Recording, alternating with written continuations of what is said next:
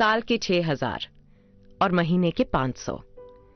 ये सिर्फ रुपए नहीं है, किसी मजबूर बेसहारा के घर में इन्हीं से रोटी की खुशबू है आई, और कभी यही बन जाते हैं दवाई।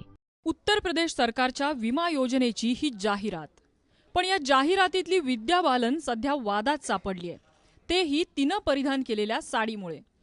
जाहिरातीसाठी जाणून बुजून हिरव्या आणि लाल रंगाची साडी वापरून अखिलेश सरकारनं समाजवादी पक्षाचा प्रचार केल्याचा आरोप होतोय। जनता के पैसे का इस्तेमाल पार्टी के प्रचार में कराए, इससे ज्यादा अनैतिक और निंदनीय काम कोई हो नहीं सकता है।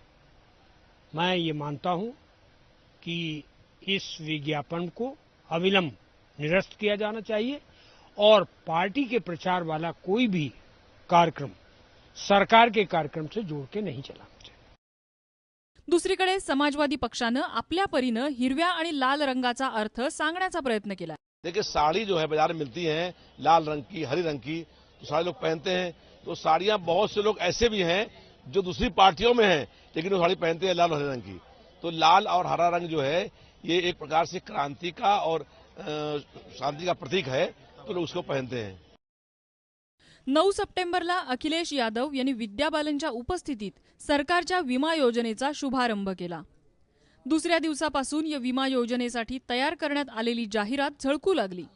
मात्र विरोधकांनी या जाहिरातीवरून समाजवादी पक्षाला चांगलंच टार्गेट केलंय कि ये दुरुपयोग है शासकीय धन का, और पार्टी का प्रचार करना है तो पार्टी के खर्चे पर करें ना, कौन रोकता है।